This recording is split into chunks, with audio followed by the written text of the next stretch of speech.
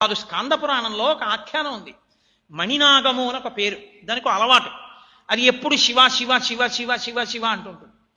ఆ పాము ఒక రోజున పుట్టలోంచి బయటికి వస్తూ శివ శివ శివ అంటూ వెళ్ళిపోతుంది. పైనుంచి గరుత్మంతుడు వచ్చాడు. ఆయన పాముని తన్నుకు పోదామని వస్తుంటే అది నిర్భయంగా నేను శివనామని చెప్తుండగా నన్ను గరుత్మంతుడు ఏం చేస్తాడని వెళ్ళిపోతుంది. గరుత్మంతుడు తన్నబోయాడు.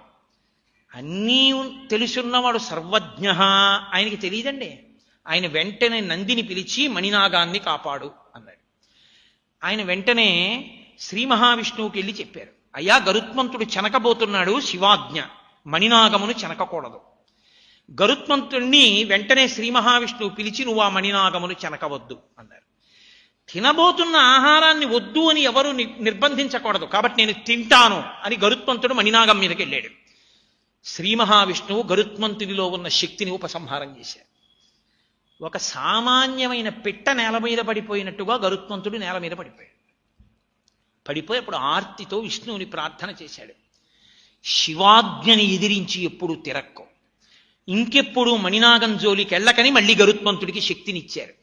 ఆ మణినాగము వాసుకి రెండిటిని పైకెత్తి తనని ఆశ్రయించాయి కాబట్టి పరమ ప్రేమతో తన మీద వేసుకుని ఆభరణాలుగా స్వీకరించారు. కాబట్టి ఆయన నాగాభరణుడు. కాదు. స్కంద పురాణంలో ఒక ఆఖ్యానం ఉంది. మణినాగము అని ఒక పేరు, దానికి ఒక అలవాటు. అది ఎప్పుడు శివ శివ శివ శివ శివ శివ అంటుంటుంది. ఆ పాము ఒక రోజున పుట్టలోంచి బయటికి వస్తూ శివ శివ శివ అంటూ వెళ్ళిపోతుంది. పైనుంచి గరుత్మంతుడు వచ్చాడు. ఆయన పాముని తన్నుకు పోదామని వస్తుంటే అది నిర్భయంగా నేను శివనామని చెప్తుండగా నన్ను గరుత్మంతుడు ఏం చేస్తాడని వెళ్ళిపోతుంది. గరుత్మంతుడు తన్నబోయాడు. అన్నీ తెలుసున్నవాడు సర్వజ్ఞ, ఆయనకి తెలియదండి.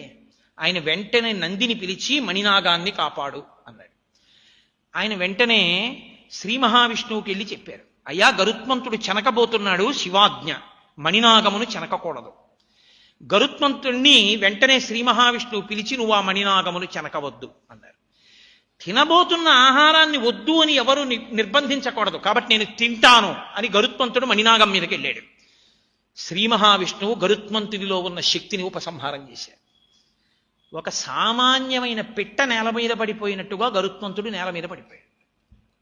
పడిపోయి అప్పుడు ఆర్తితో విష్ణువుని ప్రార్థన చేశాడు, శివాజ్ఞని ఎదిరించి ఎప్పుడు తిరక్కో, ఇంకెప్పుడు మణినాగం జోలికి వెళ్ళకని మళ్ళీ గరుత్మంతుడికి శక్తినిచ్చారు. ఆ మణినాగము వాసుకి రెండిటిని పైకెత్తి తనని ఆశ్రయించాయి కాబట్టి పరమ ప్రేమతో తన మీద వేసుకుని ఆభరణాలుగా స్వీకరించారు.